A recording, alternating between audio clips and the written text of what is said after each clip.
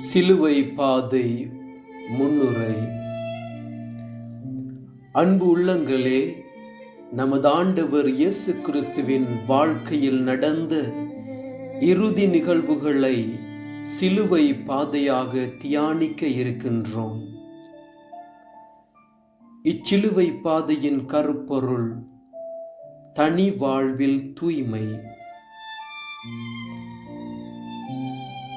உங்களை அழைத்தவர் தூய்மையுள்ளவராயிருப்பது போல நீங்களும் தூய்மையுள்ளவராய் இருங்கள். 1 பேதுரு 1:15. கிறிஸ்தவர்களாக நாம் வாழ அழைக்கப்பட்டிருப்பதே தூய வாழ்வு வாழத்தான். இத்தூய்மை என்பது உடல் தூய்மையை மட்டும் குறிப்பது அல்ல, மாறாக நம்முடைய சிந்தனைகள், சொற்கள், செயல்கள் என அனைத்தையும் குறிப்பது. இத்தூய்மை ஏதோ நம்முடைய செயல்களால் கிடைக்கின்ற இலவச கொடை அல்ல, மாறாக இறைவனை சார்ந்துள்ளதால் அவருடைய சந்திப்பில், உறவில், இருப்பில் கிடைக்கின்ற மாபெரும் கொடை. இத்தூய்மை வெறும் கள்ளங்கபடமற்ற மனம், உண்மை, நேர்மை போன்ற தன்மைகளில் மட்டுமல்லாமல் பாவங்களிலிருந்து மன்னிப்பு பெற புதிய தூய உள்ளத்தையும் குறிக்கிறது. எனவே இச்சிலுவை பாதையில் இயேசுவோடு நெருங்கி பயணிக்க இருக்கின்றோம். இப்பயணத்தின் போது அவருடைய உணர்வுகளை நாம் ஒத்துணர்வோம். எனக்காக துன்புறும் இயேசுவோடு இருப்பது என்னை பாதிக்கும், என்னை தூய்மையாக்கும். இது ஏதோ 2000 ஆண்டுகளுக்கு முன்பு நடந்த வரலாற்று சம்பவம் அல்ல. தூரத்திலிருந்து அவர் படும் அவமானங்களையும் துன்பங்களையும் நாம் பார்த்து பரிதாபப்படாமல், நிகழ்காலத்தில் அவர் அருகில் நின்று அவர் மனநிலையை நாம் பெற்று தூய்மையாவோம். அப்பொழுதுதான் நம் வாழ்வில் வருகின்ற சிலுவைகளை தாழ்ச்சியோடும் நம்பிக்கையோடும் ஏற்றுக்கொள்ள ஆற்றல் கிடைக்கும். நாம் எந்தவித மன பராக்குகளுக்கும் இடம் கொடுக்காமல், எந்த நிலையாவது என்னை தொட வேண்டும், தூய்மைப்படுத்த வேண்டும் என ஆசைப்படுவோம். இல்லையெனில் நம் தவ ஒருத்தல் முயற்சிகள், பாத யாத்திரைகள், நோன்பு, சிலுவை பாதைகள் அர்த்தமற்று போய்விடும். இந்த தவக்காலம் அர்த்தமுள்ளதாய் அமைய நம் தனி வாழ்வில் தூய்மை என்ற அருளை இறைஞ்சி இச்சிலுவை பாதைக்குள் நுழைவோம்.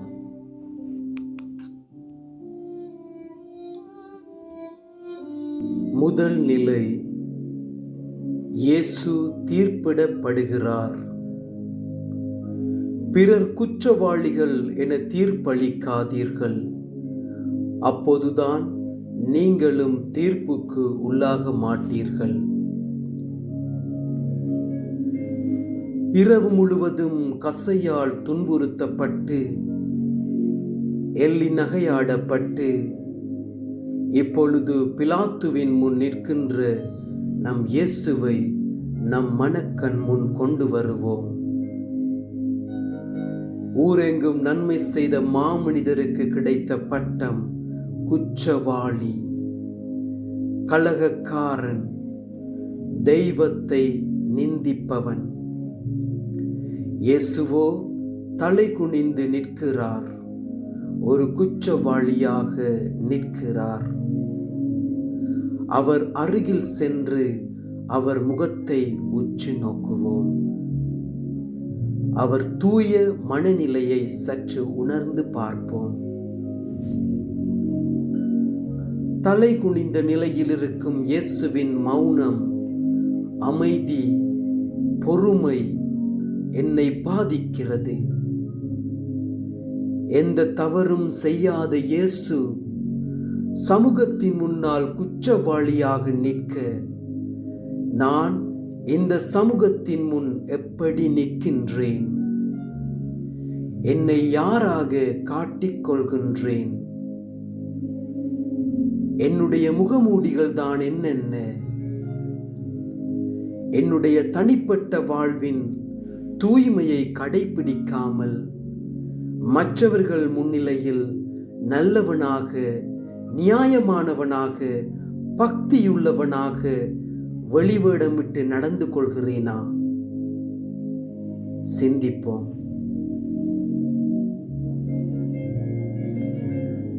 செபம். வெளிப்புறத்தை அல்ல, உட்புறத்தை முதலில் தூய்மையாக்குங்கள் என மொழிந்த அன்பு இறைவா, எங்களிடமுள்ள பரிசேய சதுசேய தனத்தை துறந்து உண்மையான உள்ள தூய்மையோடு வாழ வரம் அருளும். ஆமீன்.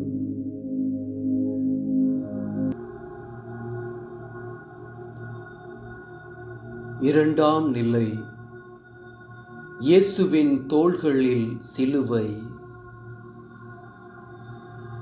மெய்யாகவே அவர் நம் பிணிகளை தாங்கிக் கொண்டார், நம் துன்பங்களை சுமந்து கொண்டார்.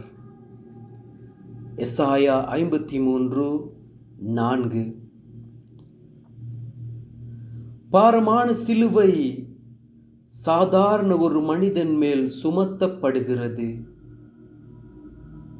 அதுவும் சென்ற இடங்களிலெல்லாம் நன்மை செய்ததற்காக.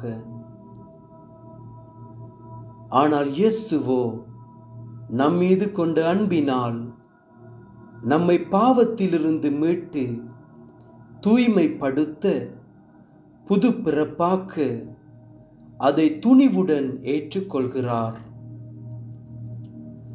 அன்பினால் சுமக்கின்ற சிலுவைக்கு நிச்சயம் சுமை இருக்காது, மாறாக சுகம்தான் இருக்கும்.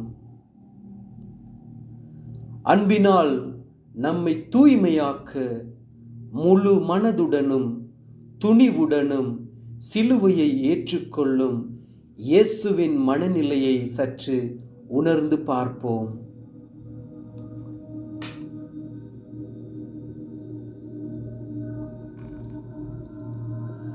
நம்முடைய தனிப்பட்ட தூய வாழ்வுக்கு எதிராக வரும் சிலுவைகள் தான் எத்தனை எத்தனை. தனிமையையும் கொடுக்கப்பட்ட சுதந்திரத்தையும் சரியாக பயன்படுத்துவது சிலுவைதான். ஏற்க தயாரா? தீமைக்கு வழிவகுக்கும் இணையதளம், சமூக வலைத்தளங்களை நன்மைக்காக மட்டும் பயன்படுத்துவது சிலுவைதான். ஏற்க தயாரா? கெட்ட பழக்க வழக்கங்களை, போதை பொருட்களை, புரணி பேசுவதை, தீர்ப்பிடுவதை தவிர்ப்பது சிலுவைகள்தான். ஏற்க தயாரா? சிந்திப்போம்.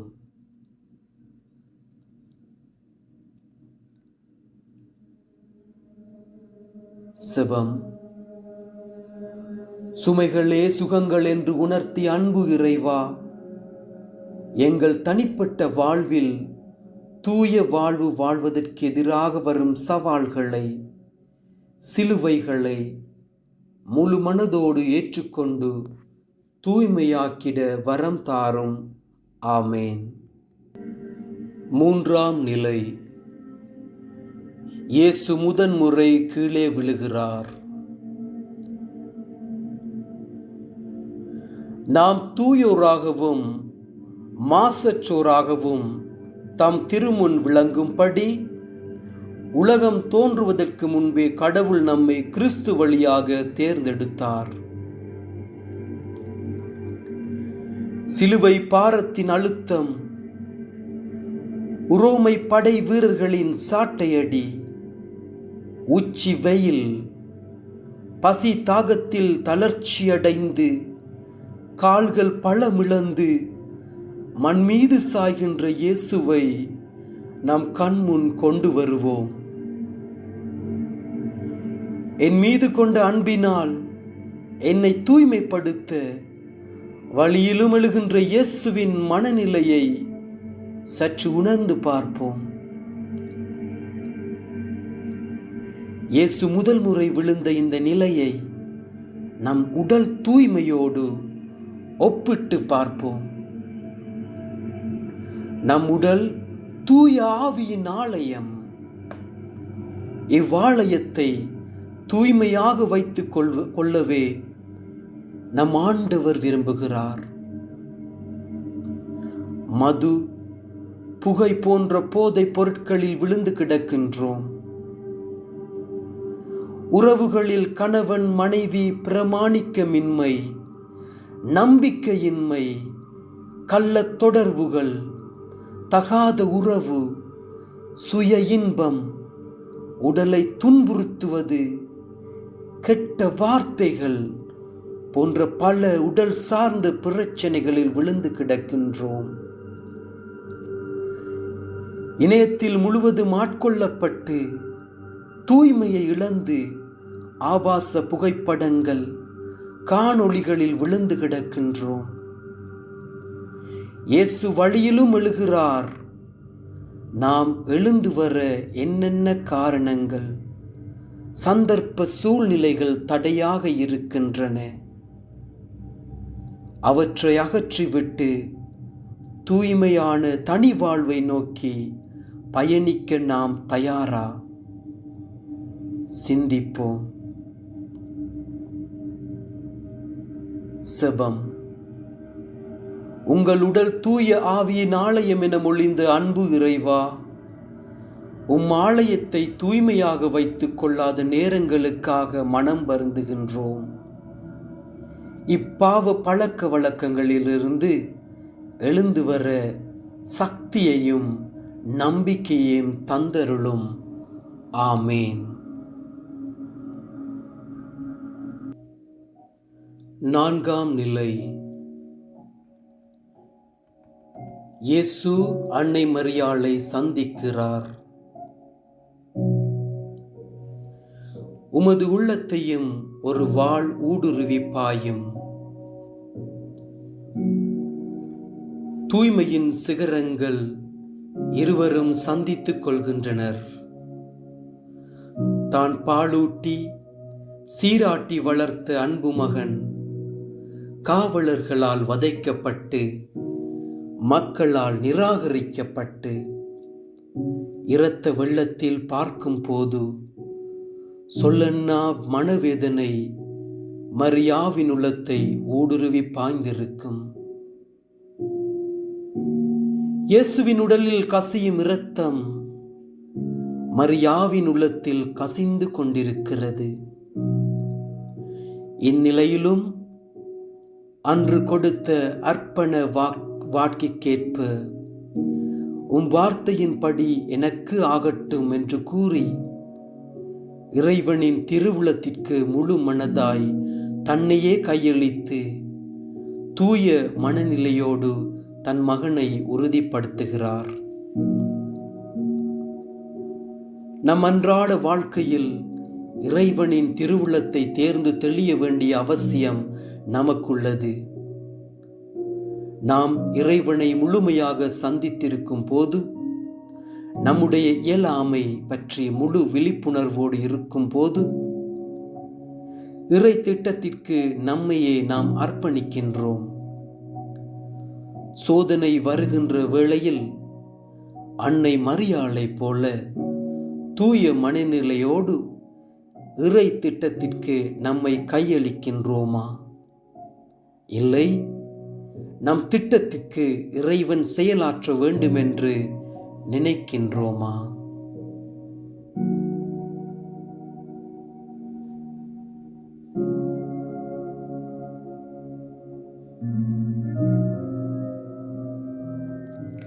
செபம். துன்பங்களில் துணை நிற்கும் அன்பு இறைவா, நாங்களும் அன்னை மரியாவை போல பிறருடைய துன்பங்களில் துணை நின்று அவர்களை உறுதிப்படுத்திட அருள் தாரும். ஆமேன். ஐந்தாம் நிலை. இயேசுவுக்கு சீமோன் உதவி செய்தல். இரக்கம் காட்டுவோர் தமக்கு அடுத்திருப்பவருக்கு கடன் கொடுக்கின்றனர். பிறருக்கு உதவி செய்வோர் கட்டளைகளை கடைபிடிக்கின்றனர்.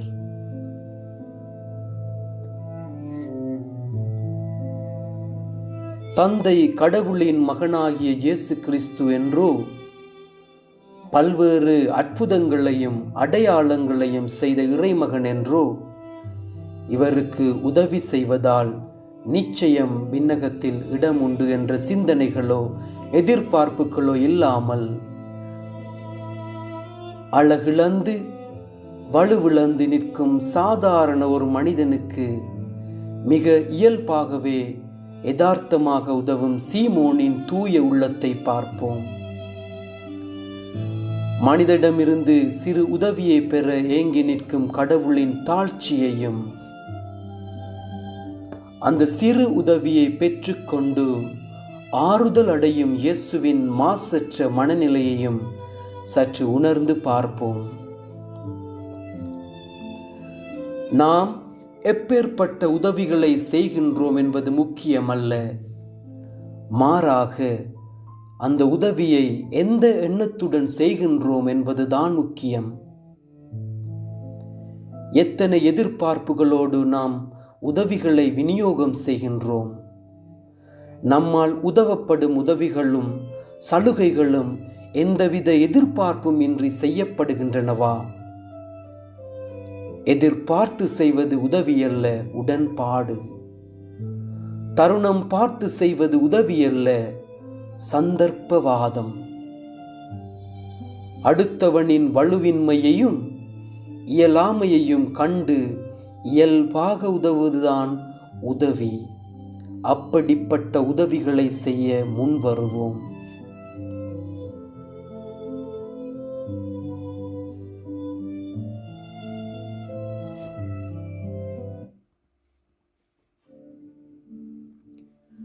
செபம். ஏழை எளியவர், அனாதைகள், ஊனமுற்றோர், அகதிகள் இவர்களுக்கு செய்வதெல்லாம் உமக்கே செய்கின்றோம் என்பதை உணர்ந்து எதையும் எதிர்பார்க்காமல் யதார்த்தமாக உதவிடும் தூய மனதை தந்தருளும் இறைவா. ஆறாம் நிலை. வெரோனிகா இயேசுவின் முகத்தை துடைக்கிறாள். படை வீரர்கள் இயேசுவை அடித்து துன்புறுத்தி அராஜகம் செய்து கொண்டிருக்கிறார்கள். அவர்களுடைய இந்த வெறியாட்டங்களுக்கு நடுவே மிகவும் துணிந்து இரத்த கரை படிந்த அந்த இன்முகத்தை துடைத்து தூய்மைப்படுத்துகிறாள் வெரோனிகா. இயேசுவும் தம் முகத்தின் பிம்பத்தையே அதற்கு பரிசாக கொடுக்கிறார். இந்நிகழ்வை நம் மனக்கண் முன் பார்ப்போம். அகத் தூய்மை எவ்வளவு முக்கியமோ புறத் தூய்மையும் அவசியம்தான். நாம் நம்முடைய தனிப்பட்ட வாழ்வில் இயற்கையை, குறிப்பாக நமது சுற்றுப்புறத்தை பாதிக்கின்ற காரணிகளை அறவே ஒழிக்கும் போது அதன் கரையை துடைக்கின்றோம். பிளாஸ்டிக் கழிவுகளை குப்பை தொட்டியில் போடும் போதும், அதை குறைத்து பயன்படுத்தும் போதும், மரங்களை நட்டு வளர்க்கும் போதும் இயற்கை மேல் படிந்துள்ள கரைகளை துடைக்கின்றோம். இயேசுவின் இரத்தக் கரையை துடைத்தது போல நம்மை சுற்றியுள்ள இயற்கைக்கு எதிரான தீவினைகளை துடைத்து தூய்மையாக்க வெரோனிகாவை போன்று முன் வருவோமா? செபம். தூயவரான தந்தையே இறைவா, கரை படிந்த எங்களையும் சுற்றுப்புறத்தையும் தூய்மையாக வைத்துக் கொள்ள தேவையான மனப்பக்குவத்தை தந்தருளும். ஆமேன்.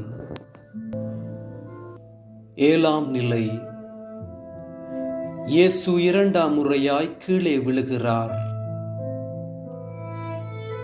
அவரோ நம் குற்றங்களுக்காக காயமடைந்தார், நம் தீச்செயல்களுக்காக நொறுக்கப்பட்டார். எசாயா 53:5 சிலுவை பாரத்தால் இயேசுவின் கால்கள் நடுநடுங்குகின்றன. மேல் நோக்கி ஏற கால்கள் ஒத்துழைக்கவில்லை. படை வீரர்களின் அடிகள் தன் உடலை பதம் பார்க்கவே நிலை தடுமாறி மீண்டும் மண் மீது சாய்கிறார் நம் இயேசு. நம்மை மீட்டெடுக்க ரணமான வழியிலும் எழுந்து லட்சியத்தை நோக்கி நடைபோடும் நம் இயேசுவின் மனநிலையை சற்று உணர்ந்து பார்ப்போம். இந்நிலையை நம்முடைய உள்ள தூய்மையோடு ஒப்பிட்டு பார்ப்போம்.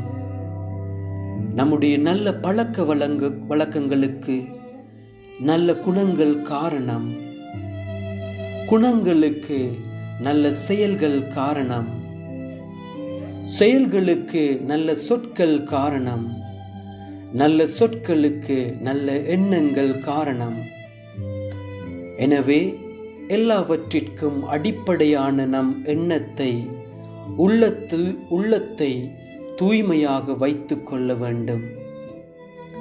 நம்முடைய செயல்கள், உதவிகள், சேவைகள் எல்லாம் நம்முடைய பேருக்காகவும் புகழுக்காகவும் மகிமைக்காகவும் கைத்தட்டலுக்காகவும் செய்கின்றோமா?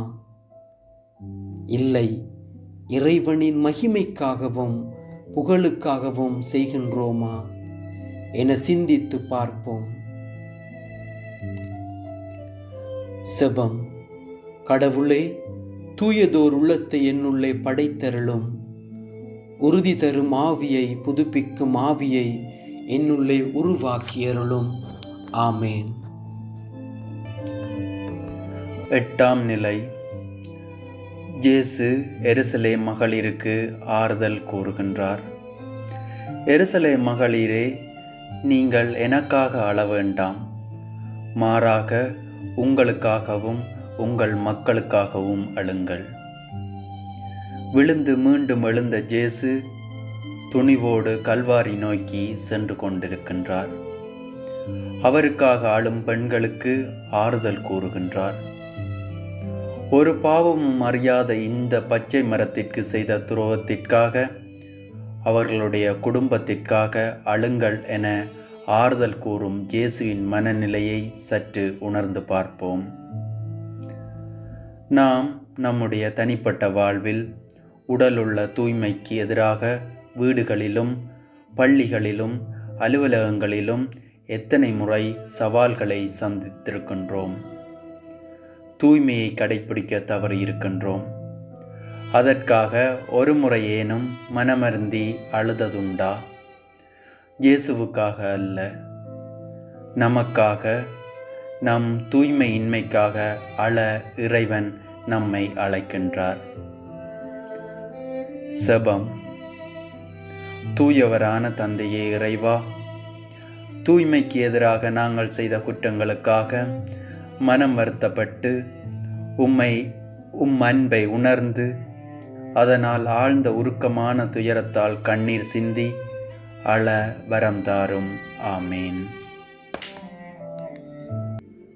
ஒன்பதாம் நிலை. இயேசு மூன்றாம் முறை கீழே விழுகிறார்.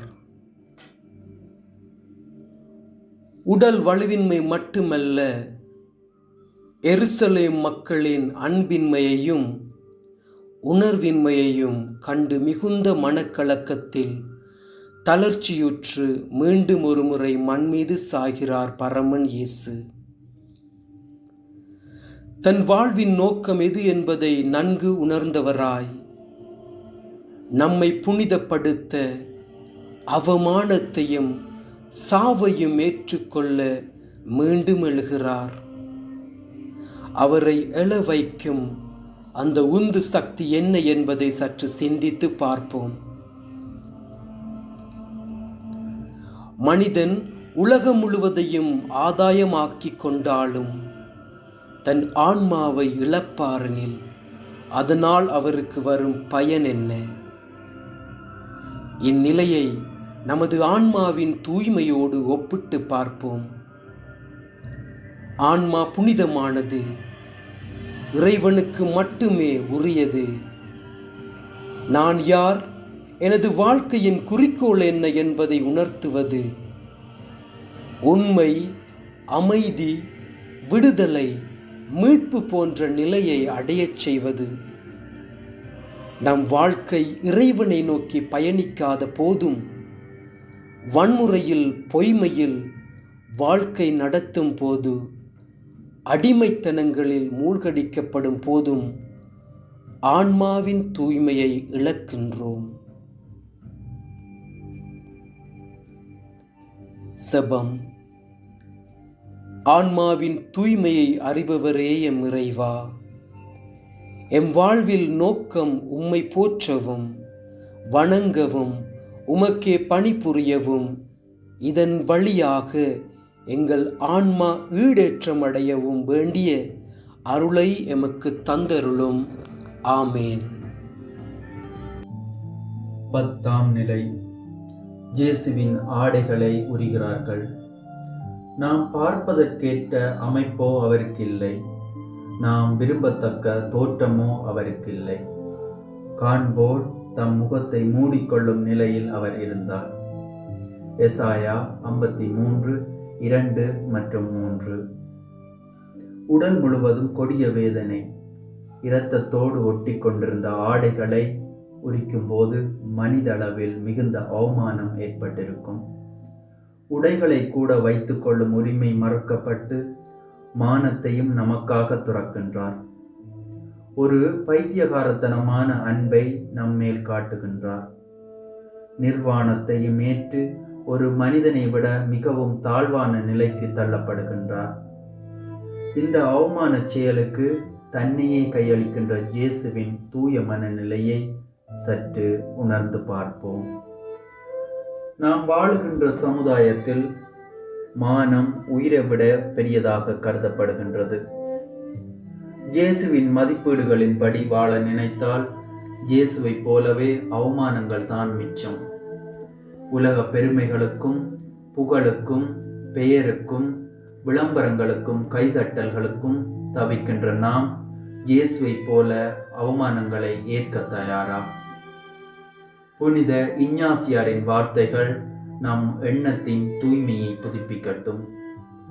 மெய்யாகவே நாம் ஆண்டவர் கிறிஸ்துவை கண்டு பாவிக்க, அவரை போல் நடைமுறையில் இருக்கவும், மகிமையை விட இகழ்ச்சிக்கு இலக்கான கிறிஸ்துவோடு இகழ்ச்சியும் விரும்பி தெரிந்து கொள்கின்றேன். மேலும் இவ்வுலகில் விவேகமும் ஞானமும் உள்ளவர் என்று எண்ணப்படுவதை காட்டிலும் கிறிஸ்துவுக்காக அறிவிலி என்றும் ஒன்றுக்கும் உதவாதவன் என்றும் கருதப்படுவதை கிறிஸ்து அவ்வாறு நடத்தப்பட்டார் என்ற காரணத்துக்காக விரும்பி ஏற்றுக்கொள்கின்றேன். செபம். தூய்மையின் உறைவிடமே இறைவா, எனக்காக நீர் பல அவமானங்கள் பட்டீர். உமக்காக சிறிதளவேலும் அவமானங்கள் ஏற்றுக்கொள்ள மனப்பக்குவத்தை தாரும். ஆமீன். 11ஆம் நிலை. இயேசு சிலுவையில் அறையப்படுகின்றார். அவருடைய வலப்புறம் ஒருவனும் இடப்புறம் ஒருவனுமாக இரு கள்வர்களை அவருடன் சிலுவைகளில் அறைந்தார்கள். மத்தேயு 27:38. ஆடைகள் உரிக்கப்பட்டவராய் தம் உடலில் ஒட்டு துளி கூட இல்லாமல் நிற்கும் இயேசுவுக்கு அவர் மானத்தை மறைக்காமல் இரு கைகளையும் கால்களையும் ஆணிகளால் அறைந்தார்கள். இந்த நிலையிலும் கூட நம் மீது கொண்ட அன்பினால், தூய மனத்தினால் இரு கைகளையும் விரித்து காவலர்களுக்கு இசைந்து கொடுக்கும் நம் இயேசுவின் மனநிலையை சற்று உணர்ந்து பார்ப்போம். நம் அன்றாட தனிப்பட்ட வாழ்க்கையில் இயேசு எந்த 3 ஆணிகளால் அறையப்படுகிறார்? தூய்மையற்ற சிந்தனை, தூய்மையற்ற சொல், தூய்மையற்ற செயல். நம்முடைய சிந்தனையில் மற்றவரை அநியாயமாக தீர்ப்பிடும் போதும், ஏற்ற தாழ்வுகள் பார்த்து மற்றவரை இழிவாக கருதும் போதும் இயேசுவிற்கு முதல் ஆணி. நம் சொற்களில் பிறர் மனதை புண்படுத்தும் போதும், புரணி பேசி பிறர் பெயரை கெடுக்கும் போதும், கெட்ட வார்த்தைகளை பேசும் போதும் இயேசுவுக்கு 2ஆம் ஆணி. தூய்மையற்ற செயல்கள் பல, ஊழல்கள், லஞ்சம், பிரமாணிக்கமின்மை, அவமானப்படுத்துதல் போன்றவர்களில் இயேசுவிற்கு 3ஆம் ஆணி. ஆணிகளால் அறைய வேண்டாமே நம் ஆண்டவரை. செபம். அன்று மட்டுமல்ல ஆண்டவரே, இன்றும் எங்களுடைய தூய்மையற்ற சிந்தனையாலும் சொல்லாலும் செயலாலும் உம்மை ஆணிகளால் அறைந்து கொண்டிருக்கிறோம் என்பதை உணர்ந்து தூய்மையை உம்மிடமிருந்து கொடையாக பெற்றுக்கொள்ள வரம் தாரும். ஆமேன். 12ஆம் நிலை. இயேசு சிலுவையில் உயிர் விடுகிறார்.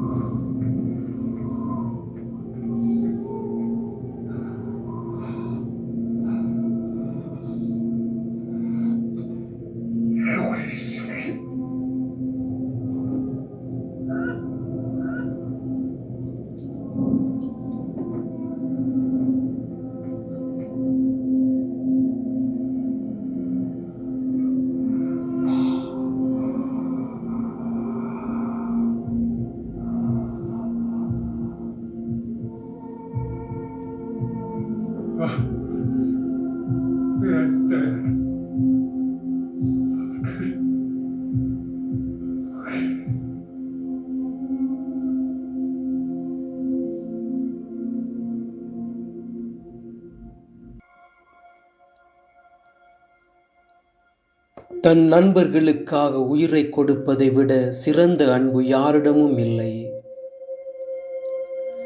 சிலுவையில் தொங்குகின்ற இந்த மனிதன் ஒட்டுமொத்த மணிக்குலத்தையே சுமார் 2000 ஆண்டுகளுக்கு மேலாக கவர்ந்து இழுத்து வருகிறார். தூய்மையான வாழ்வின் பிரதிபலிப்பு முழு அகச்சுதந்திரம். தன்னை வெறுமையாக்கும் அன்பு, மன்னிப்பு.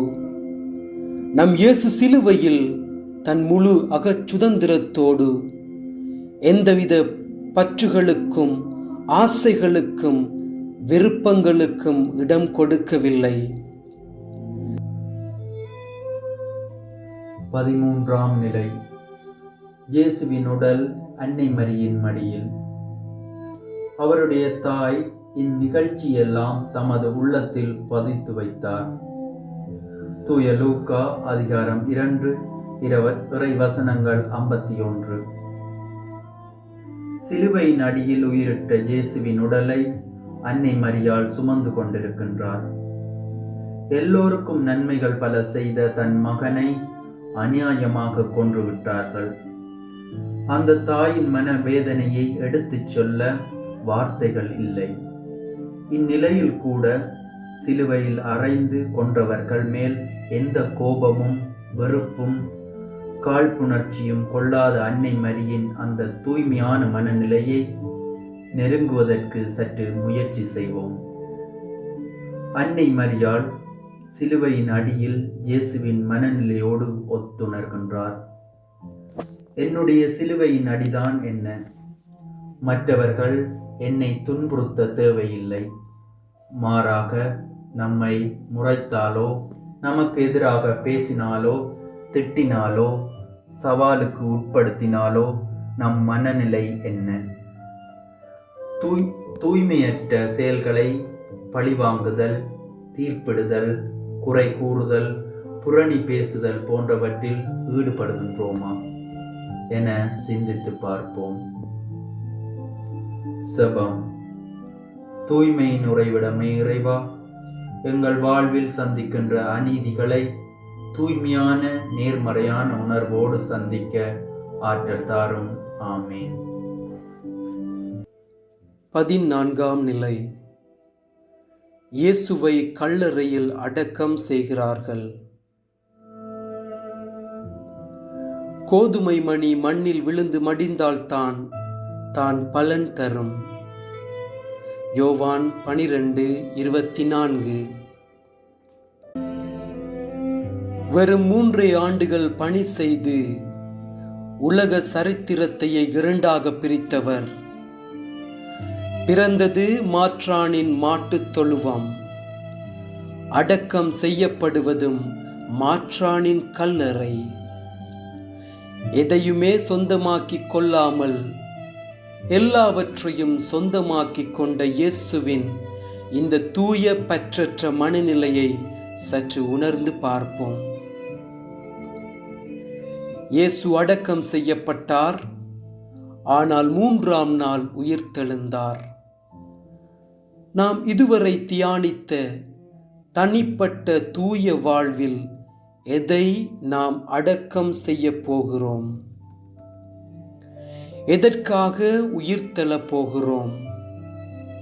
தவறான எண்ணங்கள், பொறாமை உணர்வுகள், பழி வாங்குதல், கோபம், வன்மம், காழ்ப்புணர்ச்சி போன்ற தூய்மைக்கு எதிரான எண்ணங்களை அடக்கம் செய்ய வேண்டாமா?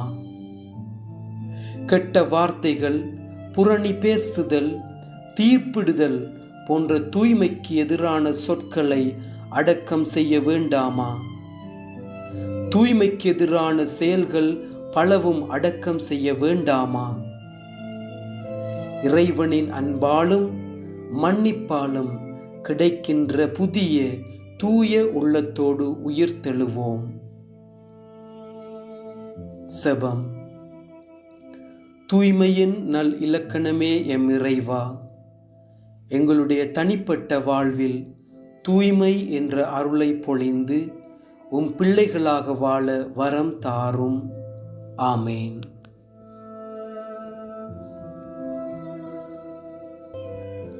முடிவு செபம். எம் தந்தை தூய்மையுள்ளவராயிருப்பது போல நீங்களும் தூய்மையுள்ளவர்களாயிருங்கள் என்று கூறிய அன்பு இயேசுவே, உம்முடைய இந்த சிலுவை பாதையினை தியானித்த நாங்கள் எங்கள் வாழ்க்கையிலே தூய்மையான உள்ளத்தோடு வாழவும், மற்றவர்களையும் தூய்மையான உள்ளத்தோடு நேசிக்கவும், எங்கள் உள்ளத்திலே இருக்கின்ற கெட்ட எண்ணங்கள், மற்றவர்களை பழிவாங்க துடிக்கும் எண்ணங்களை எங்கள் உள்ளத்திலிருந்து அகற்றியருளும் ஆண்டவரே.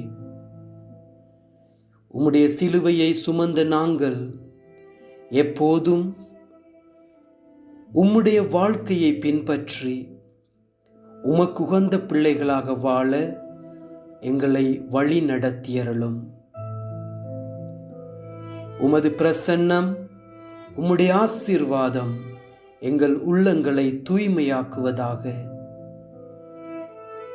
நாங்கள் தீய வழிகளில் போனாலும் உம்முடைய அன்பு மொழி, உம்முடைய அரவணைப்பு எங்களை புனித வாழ்க்கைக்கு அழைத்து செல்வதாக. ஆமேன்.